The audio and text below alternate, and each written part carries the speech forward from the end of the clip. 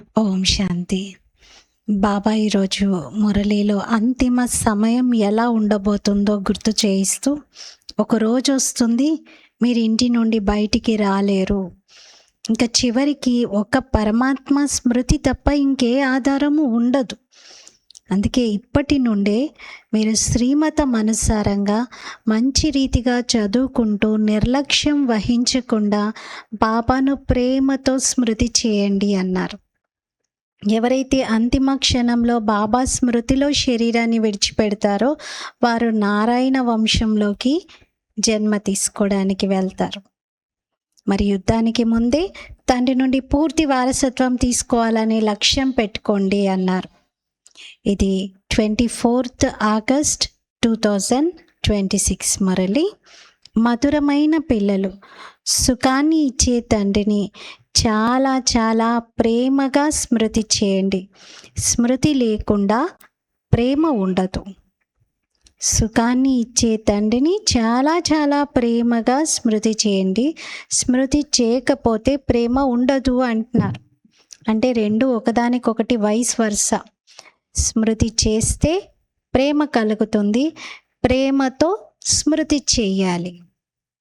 ప్రశ్న: తండ్రి పిల్లలకు ప్రతిరోజు స్మృతి యొక్క అభ్యాసం చేయాలనే సూచన ఎందుకు ఇస్తారు?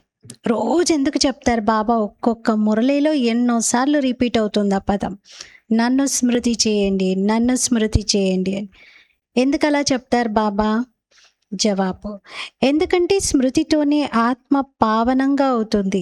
స్మృతి ద్వారానే పూర్తి వారసత్వాన్ని తీసుకోగలరు. ఆత్మకు గల బంధనాలన్నీ సమాప్తమైపోతాయి. వికర్మల నుండి విముక్తులైపోతారు, శిక్షల నుండి విముక్తులైపోతారు. ఎంతెంత స్మృతి చేస్తారో అంతగా సంతోషం ఉంటుంది. గమ్యం సమీపంగా ఉన్నట్లుగా అనుభవం అవుతుంది. ఎప్పుడు కూడా ఇంకా అలసిపోరు, అనంతమైన సుఖాన్ని పొందుతారు. అందుకే స్మృతి యొక్క అభ్యాసాన్ని తప్పకుండా చేయాలి. ఎన్ని లాభాలు బాబా చెప్తున్నారు. స్మృతితో పావనంగా అవుతారు, వారసత్వాన్ని తీసుకోగలుగుతారు, బంధనాలను సమాప్తం చేసుకోగలుగుతారు, వికర్మల నుండి ముక్తులవుతారు, శిక్షల నుండి ముక్తులవుతారు, సంతోషం పెరుగుతుంది, గమ్యం సమీపంగా ఉన్న అనుభవం అవుతుంది, ఎప్పుడు అలసట కలగదు, అనంతమైన సుఖం పొందుతారు. అందుకే స్మృతి యొక్క అభ్యాసం చేయాలి అంటున్నారు. పాట: బాల్యం నాటి రోజులను మరచిపోకండి, ఈరోజు నవ్వుతూ రేపు ఏడ్చే విధంగా అవ్వకండి అని. ఓం శాంతి. మధురాతి మధురమైన ఆత్మిక పిల్లలు పాటలోని లైన్ యొక్క అర్థాన్ని కూడా తెలుసుకుంటున్నారు. ఇప్పుడు జీవిస్తూనే మీరు అనంతమైన తండ్రికి చెందిన వారిగా అయ్యారు. మొత్తం కల్పమంతా హద్దు తండ్రికి చెందిన వారిగా ఉన్నారు.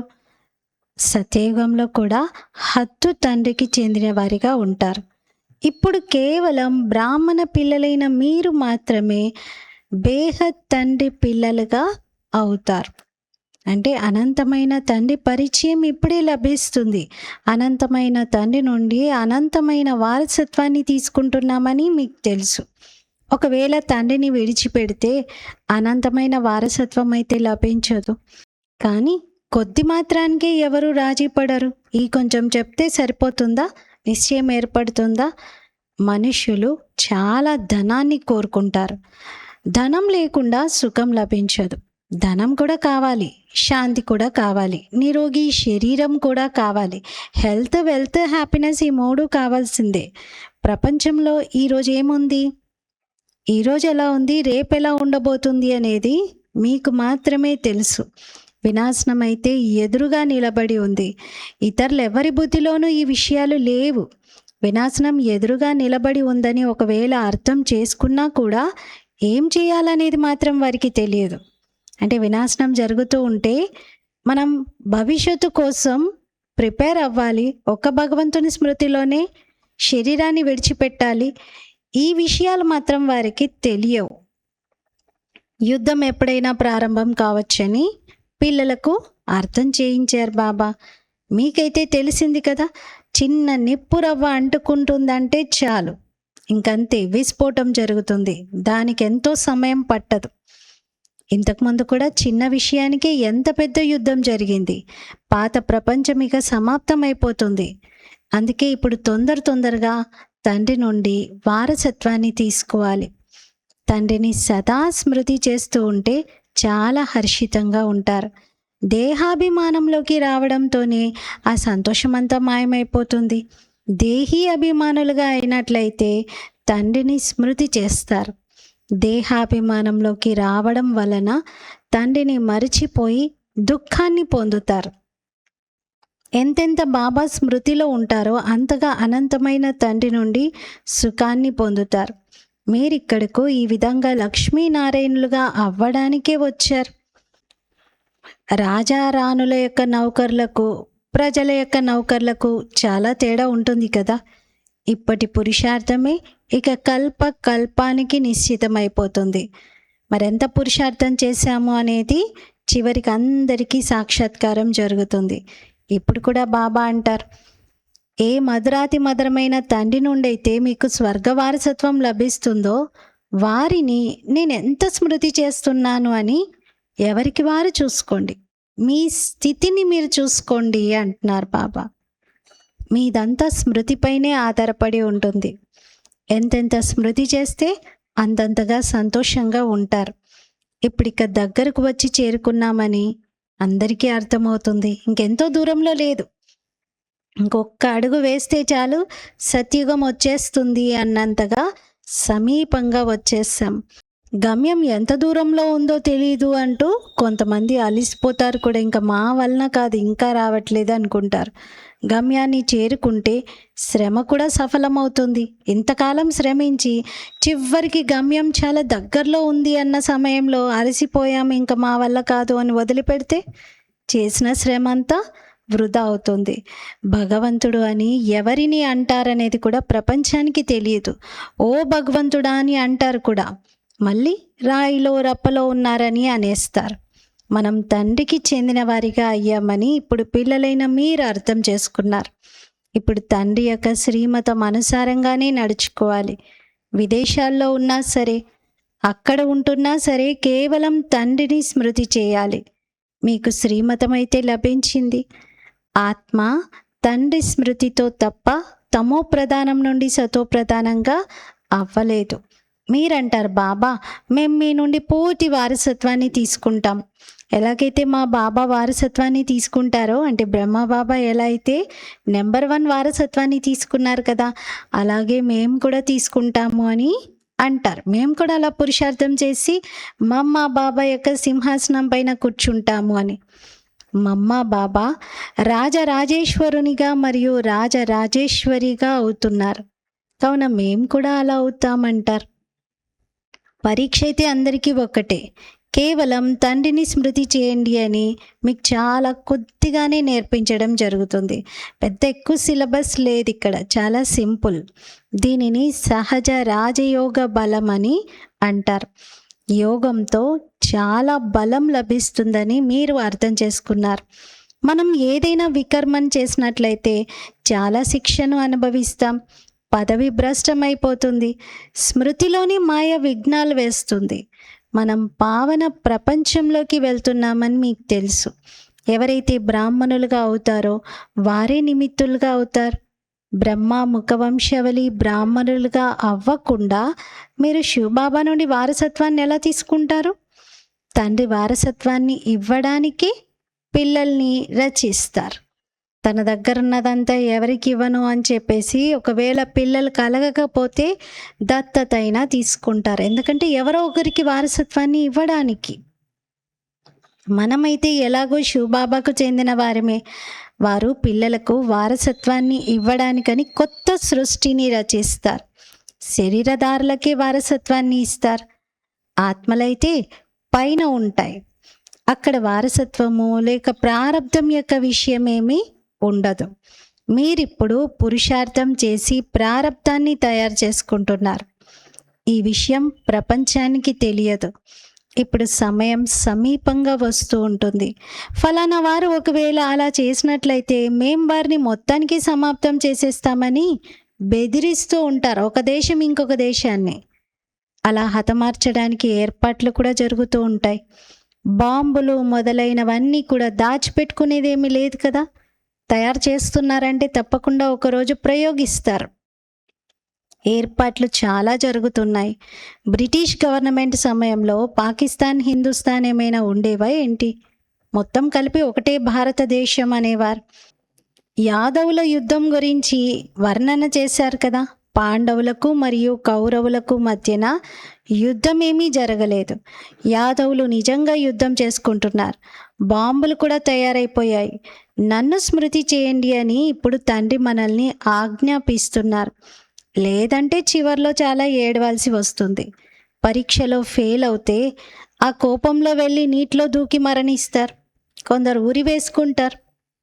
క్షణిక ఆవేశంలోకి వచ్చేస్తారు. ఇక్కడ కోపగించుకునే మాట ఏమీ లేదు. చివర్లో మీకు చాలా సాక్షాత్కారాలు జరుగుతాయి. మేము ఎలా అవుతాము అనేది కూడా తెలిసిపోతుంది. తండ్రి పని పురుషార్థం చేయించడం. బాబా అంటారు, పిల్లలు కర్మలు చేస్తూ స్మృతి చేయడం మర్చిపోయినా లేక తీరిక లభించకపోయినా అచ్చా కూర్చోండి. స్మృతిలో కూర్చొని తండ్రిని గుర్తు చేయండి. మీరు పరస్పరం కలుసుకున్నప్పుడు కూడా మేం బాబా స్మృతిలో ఉన్నామా అని ఒకరినొకరు ప్రశ్నించుకుంటూ ప్రయత్నం చేసి బాబా స్మృతిలో ఉండే అభ్యాసం చేయాలి. మర్చిపోతే కూడా బాబా దానికి యుక్తిని తెలియజేస్తున్నారు.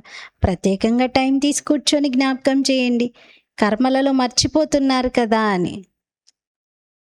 అలా కలిసి కూర్చున్నట్లయితే మీరు బాగా స్మృతి చేయగలుగుతారు. సహాయం లభిస్తుంది. ఇక్కడకు వచ్చినా రాకపోయినా సరే తండ్రిని స్మృతి చేయడమే ముఖ్యమైన విషయం. అలాగని ఇంకా మురళి క్లాస్కి రానక్కర్లేదు, వెళ్ళక్కర్లేదు అని అనుకోవడం కాదు.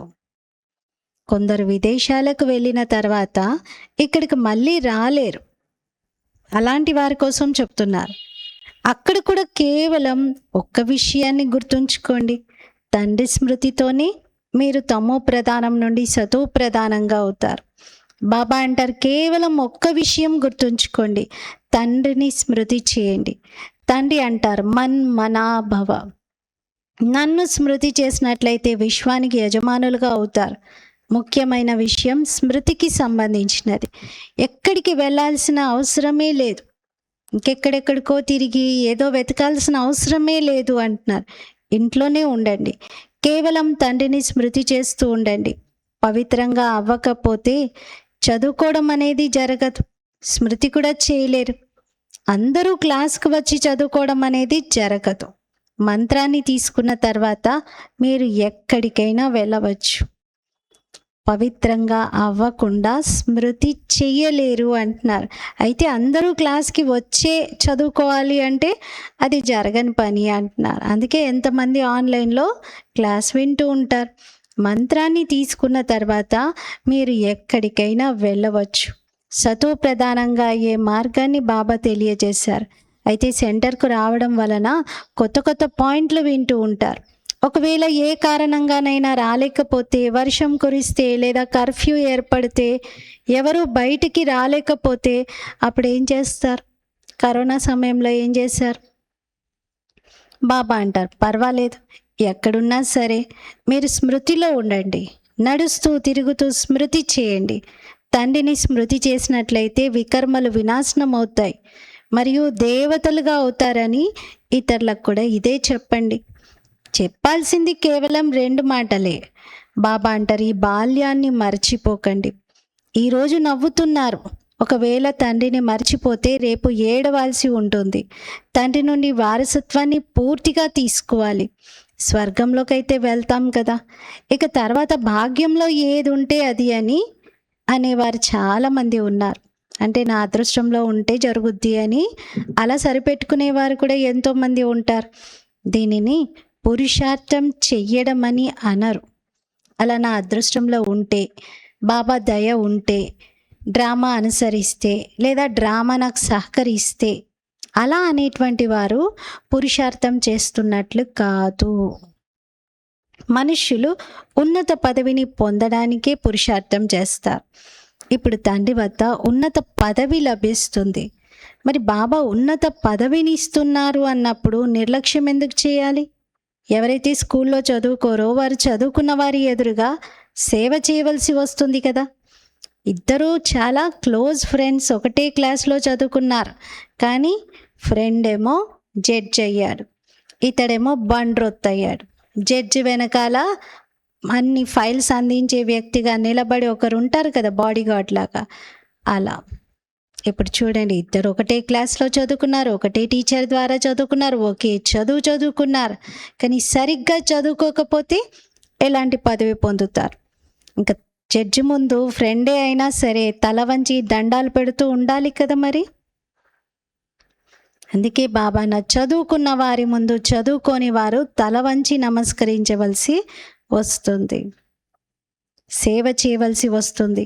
తండ్రిని పూర్తిగా స్మృతి చేయకపోతే వెళ్ళి ప్రజల వద్ద కూడా నౌకర్లుగా అవుతారు.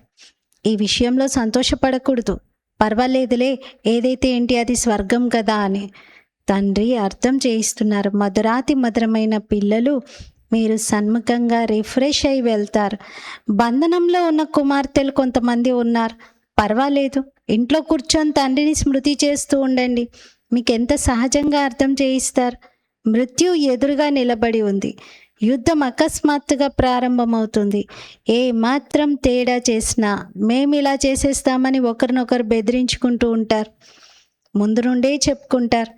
బాంబులు ఉన్నాయన్న అహంకారం అలా ఉంటుంది. తండ్రి అంటారు, పిల్లలు యోగ బలంలో ఇంకా తెలివైన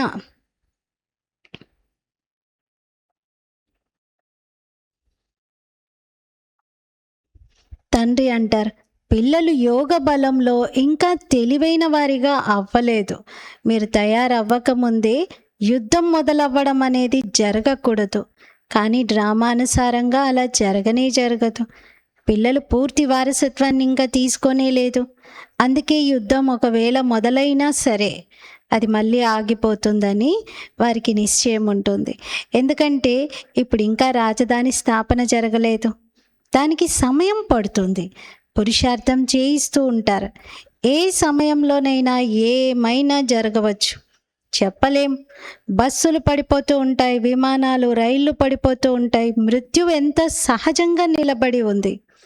భూమి కూడా కంపిస్తూ ఉంటుంది. అన్నింటికన్నా ఎక్కువ పని భూకంపాలు చేస్తాయి. కానీ వినాశనం జరిగే కంటే ముందే తండ్రి నుండి పూర్తి వారసత్వాన్ని మీరు తీసుకోండి. అందుకే చాలా ప్రేమగా బాబా స్మృతిలో ఉండాలి. బాబా, మీరు తప్ప మాకు వేరెవ్వరూ లేరు. కేవలం ఇలా బాబాతో మాట్లాడుతూ బాబాను స్మృతి చేస్తూ ఉండండి. ఎంత సహజంగా చిన్న చిన్న పిల్లలకు కూడా అర్థం చేయించినట్లుగా బాబా అర్థం చేయిస్తూ ఉంటారు. చిన్న పిల్లలకు చెప్పినట్టుగా చెప్తున్నారు కదా. ఇంకే కష్టం ఇవ్వను, కేవలం స్మృతి చేయండి. కామచితి పైన కూర్చొని కాలిపోయిన మీరు ఇప్పుడు జ్ఞానచితి పైన కూర్చొని పవిత్రంగా అవ్వండి. మీ ఉద్దేశం ఏంటని మిమ్మల్ని కొందరు అడుగుతారు.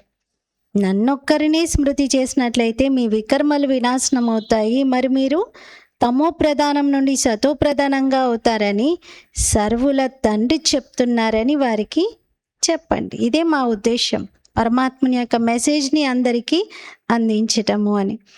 సర్వుల సద్గతి దాత ఒక్క తండ్రియే. ఇప్పుడు తండ్రి అంటారు, కేవలం నన్ను స్మృతి చేసినట్లయితే తుప్పు తొలగిపోతుంది. ఈ మాత్రం సందేశాన్ని అయితే ఇవ్వగలరు కదా.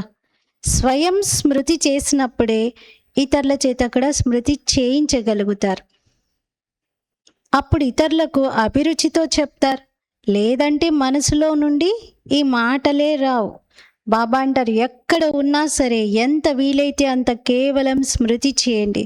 ఆహార పానీయాల విషయంలో కొద్దిగా కష్టం కలుగుతుంది. ఉండటమైతే ఇంట్లోనే ఉండాల్సి ఉంటుంది. ఇంట్లో ఉంటూ తండ్రిని స్మృతి చేయండి. ఎవరు కలిసినా వారికి మృత్యువు ఎదురుగా నిలబడి ఉందని ఇదే శిక్షణను ఇవ్వండి. యుక్తిగా చెప్పాలి మాట. బాబా చెప్పేయమన్నారు అని చెప్పేసి ఇదిగో మీ మృత్యు ఎదురుగా ఉంది అని ఇలా ఎవరితో అనకూడదు. ఓవరాల్గా జనరల్గా ప్రపంచ పరిస్థితి ఎలా ఉంది అనేది తెలియచేయచ్చు. బాబా అంటారు, మీరంతా తమో ప్రధానంగా పతితంగా అయిపోయారు. ఇప్పుడు నన్ను స్మృతి చేయండి మరియు పవిత్రంగా అవ్వండి. ఈ రోజుల్లో మరణం, మృత్యు అనేది చిన్న పెద్ద వయసుతో సంబంధం లేకుండా జరుగుతుంది. ఇవన్నీ చూస్తూనే ఉన్నారు. ఏ క్షణంలో ఎవరి అంతిమ గడియ వస్తుందో తెలియదు. కాబట్టి మనము కొత్త ప్రపంచం కోసం సంసిద్ధమై ఉండాలి అని ఇలా చెప్పాలి. బాబా అంటారు, ఇప్పుడు తమో ప్రధానంగా అయిన ఆత్మను పవిత్రంగా చేసుకోండి, నా స్మృతిలో ఉండండి. ఆత్మనే పతితంగా అయింది కదా. సత్యయుగంలో ఆత్మ పావనంగా ఉంటుంది. బాబా స్మృతితోని ఆత్మ పావనంగా అవుతుంది. ఇంకొక ఉపాయం అంటూ దీనికి లేనే లేదు. ఈ సందేశాన్ని అందరికీ ఇస్తూ వెళ్ళినా సరే అనేకుల కళ్యాణం చేస్తారు, ఇంకే కష్టము ఇవ్వరు. పురుషోత్తమ మాసంలో కూడా వెళ్ళి అందరికంటే పురుషోత్తములు ఎవరు అన్నది అర్థం చేయించండి. మాసాన్ని బట్టి కూడా మీరు సేవలో దాని గురించి ప్రశ్నలు వేస్తూ చక్కగా చెప్పండి అంటున్నారు. సత్యయుగ మాదిలో ఈ లక్ష్మీనారాయణులు పురుషోత్తములుగా ఉండేవారు. వీరిని అలా పురుషోత్తమంగా తయారు చేసిందెవరు? స్వర్గ స్థాపన చేసిందెవరు? ఇలా అడగండి. ఆత్మలందరినీ పావనంగా చేసే పతిత పావనుడు తండ్రి మాత్రమే. అందరికంటే ఉత్తమోత్తమమైన పురుషులుగా తయారు చేసేవారు తండ్రే. పూజ్యులుగా ఉన్నవారే మళ్ళీ పూజారులుగా అయ్యారు. రావణ రాజ్యంలో మనం పూజారులుగా అయ్యాం, రామరాజ్యంలో పూజ్యులుగా ఉండేవారిమి. ఇప్పుడు ఇది రావణ రాజ్యం యొక్క అంతిమం. మనం పూజారుల నుండి మళ్ళీ పూజ్యులుగా అవుతాం. తండ్రిని స్మృతి చేసే మార్గాన్ని ఇతరులకు కూడా తెలియచేయాలి. వృద్ధ మాతలు కూడా ఈ సేవ చేయవచ్చు. మాతలు కూడా ఉత్సాహంతో పరమాత్ముని పరిచయాన్ని ఇస్తే ఇతరులు ఆశ్చర్యంగా వింటారు. మిత్ర సంబంధికులకు కూడా తండ్రి పరిచయాన్ని ఇవ్వండి. వారికి చెప్పండి, నన్నొక్కరినే స్మృతి చేసినట్లయితే మీరు స్వర్గానికి యజమానులుగా అవుతారని శివబాబా చెప్తున్నారని. నిరాకార శివబాబా, సర్వుల సద్గతిదాత అయిన బాబా ఆత్మలందరికీ చెప్తున్నారు, నన్ను స్మృతి చేసినట్లయితే సతో ప్రధానంగా అవుతారు. ఈ విషయాన్ని అర్థం చేయించడం అయితే సహజం కదా. వృద్ధ మాతలు కూడా ఈ సేవను చేయవచ్చు. ముఖ్యమైన విషయం ఇదే. వివాహాలు మొదలైన వాటికి ఎక్కడికి వెళ్ళినా సరే చెవిలో ఈ విషయాన్ని వినిపించండి. నన్ను స్మృతి చేయండి అని గీతా భగవంతుడు చెప్తున్నారని చెప్పండి. ఈ విషయాన్ని అందరూ ఇష్టపడతారు. ఎక్కువగా మాట్లాడాల్సిన అవసరం లేదు. కేవలం నన్ను స్మృతి చేయండి అని తండ్రి చెప్తున్నారనే సందేశాన్ని ఇవ్వాలి. అచ్చా, భగవంతుడు ప్రేరణ ఇస్తున్నారని అనుకోండి. సరే, అప్పుడు స్వప్నంలో సాక్షాత్కారం జరుగుతుంది. నన్ను స్మృతి చేసినట్లయితే సతోప్రధానంగా అవుతారని భగవంతుడు చెప్తారు. ఆ శబ్దం వినిపిస్తుంది. మరి అప్పుడు పాటిస్తారా? స్వప్నంలో భగవంతుడి ఆదేశం ఇచ్చాడు, ఇలాంటి ప్రేరణని ఇచ్చారు అని పాటిస్తారా? బాబా అదే అడుగుతున్నారు. మీరు నన్ను ప్రేరణని ఇస్తారు అంటున్నారు. నేను ప్రాక్టికల్గా వచ్చి చెప్తేనే ఎన్నిసార్లు ఇన్ని ప్రేమతో కూడిన మహిమతో కూడిన శబ్దాలలో చెప్తేనే పిల్లలు మర్చిపోతున్నారు. ఇక ఊరికే కళలో వచ్చి భగవంతుడు ఆ యొక్క మెసేజ్ ఇస్తే అది కళ నుండి బయటపడగానే మర్చిపోతారు. అదేంటో కూడా గుర్తుండదు. స్వయం మీరు కూడా కేవలం ఇదే చింతన చేస్తూ ఉన్నట్లయితే నావతీరానికి చేరుతుంది. మనం ప్రాక్టికల్గా అనంతమైన తండ్రికి చెందిన వారిగా అయ్యాం మరియు తండ్రి నుండి 21 జన్మల వారసత్వాన్ని తీసుకుంటున్నాం. కాబట్టి చాలా సంతోషంగా ఉండాలి. తండ్రిని మరిచిపోవడం వలనే కష్టం కలుగుతుంది. నన్ను స్మృతి చేయండి అని తండ్రి ఎంత సహజంగా తెలియజేస్తున్నారు. అప్పుడు వీరికి నిజంగా సరైన మార్గం లభించిందని అందరూ అర్థం చేసుకుంటారు. ఈ మార్గాన్ని ఎప్పుడు ఎవరు తెలియజేయలేరు. ఎలాంటి సమయం వస్తుందంటే మీరు ఇంటి నుండి కూడా బయటకు రాలేరు. తండ్రిని స్మృతి చేస్తూ చేస్తూ శరీరాన్ని విడిచిపెట్టేస్తారు. అంతిమ సమయంలో ఎవరైతే శివబాబాను స్మరిస్తారో వారు నారాయణుడి వంశంలోకి వెళ్ళి జన్మ తీసుకుంటారు. లక్ష్మీనారాయణుల రాజ్యంలోకి వస్తారు. పదే పదే రాజ్య పదవిని పొందుతారు. కేవలం తండ్రిని ప్రేమగా స్మృతి చేయాలి. అంతే. స్మృతి చేయకుండా ఎలా ప్రేమించగలుగుతారు? సుఖం లభిస్తుంది కాబట్టే స్మృతి చేయడం జరుగుతుంది. దుఃఖంనిచ్చేటువంటి వారిని ప్రేమించడం జరగదు.